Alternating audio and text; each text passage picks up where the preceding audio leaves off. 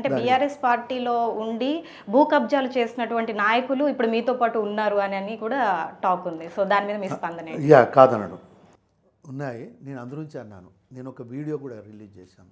ఎవరైతే భూ కబ్జాలకు గురై ఇబ్బంది పడ్డారో వాళ్ళు ఎవరైనా మంచిదే, నా దగ్గరికి వచ్చి చెప్పుకోండి, నేను న్యాయం చేస్తానని చెప్పాను. ఎందుకంటే నేను స్పెసిఫిక్గా నువ్వు తప్పు చేసినావని నేను నిలదీయలను.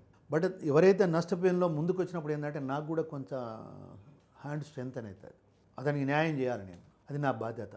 అంటే మనము నర్సంపేట కూడా తెలుసుకోండి, నాని అని తరతమే భేదం ఉండకపోయేది. నాకు అందులోంచి వాడు నా కాంగ్రెస్లో ఉండొచ్చు, బీఆర్ఎస్లో ఉన్నాడు, చేసిండు. కాంగ్రెస్లోకి వచ్చిన వాళ్ళు కూడా నా దృష్టిలో ఉన్నారు, నేను కాదనడం లేదు. రాని వాళ్ళు కూడా ఉన్నారు. నాకు రానివాడు ఒకటే, వచ్చినవాడు ఒకటే.